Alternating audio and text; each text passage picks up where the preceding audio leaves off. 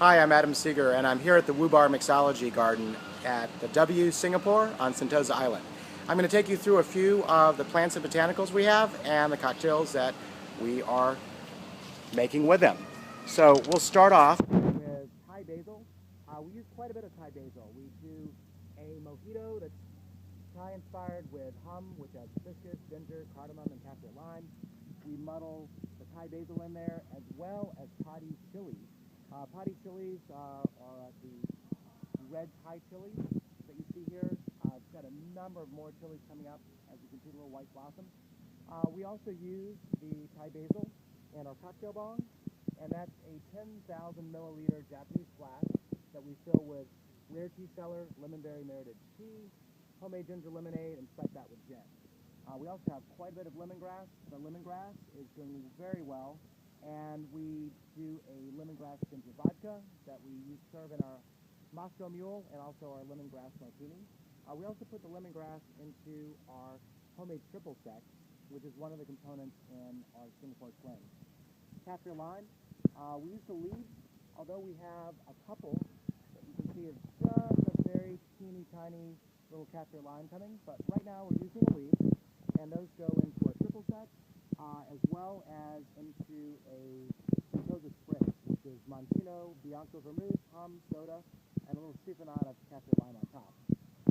Potty chilies now, these ones haven't quite bloomed yet, but those, in addition to the cocktail that I mentioned before, we also do a red snapper, which is kind of the original Bloody Mary. It's a little shout out to the St. Regis in New York, which is another Starwood property. And we add the fresh potty chilies into that. We chop those up and just add them right in, just like we do to our mojito, and we can adjust the heat so the guests like it. Kumquat bush, which we just got yesterday, we'll candy these and use these as a garnish to our champagne sangria. And then calamansi lime. Calamansi is the local lime in Southeast Asia. It's almost like nature's sour mix. It's got an amazing balance between sweet and sour. They're small. They have quite a few seeds, but really juicy and delicious. You can see these small, tiny little limes on there. Here's one with a little bit bigger limes, some blossoms, which will be turning into limes here in a couple of days. And a little bit larger in this plant. And then right here is a lemon tree. So they do look like limes right now, but these are going to get quite a bit bigger and turn into beautiful, beautiful lemons. And we'll dry those and use those as a garnish on one of our cocktails. We also have some chocolate mint. We just planted some more yesterday. So this is a garnish on our espresso martini. And just a really, really amazing mint. One of my favorites. It actually smells just like chocolate. So kind of like a chocolate after dinner mint. A little spearmint here, some fresh thyme, which we use in a couple of our infusions. Let's give a little herbal note, particularly with gin. We actually infuse our own gin for our Moscow Mule, and the thyme goes in there. This is some opal basil as well as Italian basil. These go into garnish on a martini that we do with fresh pomegranate juice and a little lemongrass vodka. Lemon balm, this goes into a citrus component in our triple sec. And boxwood, really, really interesting. It's a member of the basil family. It has kind of a eucalyptus note, and we add this to our infusion with our homemade Benedictine, which is one of the components in our Singapore sling. Little curry leaf, not using it currently, but one of my favorites, actually one little leaf will actually have just an amazing amount of flavor like curry. And most likely the kitchen will use these, or we might do some kind of an Indian-inspired cocktail. These are gardenias.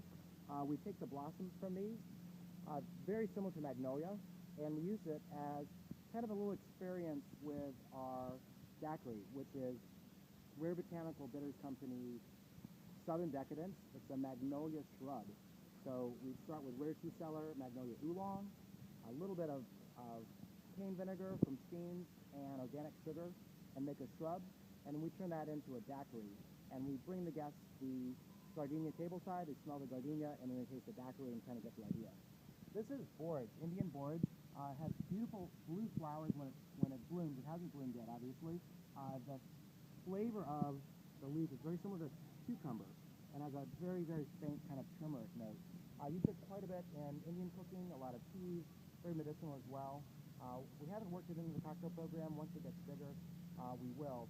I was just at the 28th garden yesterday on the rooftop, and their borage is about this tall that I planted back in the beginning of June. So it seemed to do really well, and even the stems just taste like fresh cucumber. Then we come over to stevia. Stevia, also called sweet herb of Paraguay, and this is a sweet leaf. Actually, if you taste the leaf, it's 20 times sweeter than sugar. And so you can add it to a cocktail. For instance, muddle in with a few of your Thai basil or mint leaves in your mojito and use it as a calorie-free and sugar-free and carb-free sweetener. A few seeds we're starting. We've got some oriental cucumbers, a little bit more lemon balm, and some tomatoes. We lost a couple of little baby guavas yesterday, but really adorable. And this is our guava plant. So we use the guava in our plantation punch. We start with a Japanese cold drip tower and drip guava and homemade velvet falernum, plantation rum, Eldorado 15-year-old rum, all through Thai basil from the garden, and it makes this gorgeous, gorgeous, gorgeous plantation punch. And we'll eventually use guavas from here for that. And then my favorite, or actually my second favorite, this is starfruit. Really awesome. We've got 3 fruits on there right now, and this we add as a garnish to that plantation punch that I was talking about. Really nice and dramatic. Remember the apple family? Also kind of fun. You can take them, take a slice, and soak it in hum, and it picks up that beautiful hibiscus red. This is our passion fruit vine. I'm trying to train it to go up the palm tree here, and this goes into our signature cocktail, which is our Cove Royale.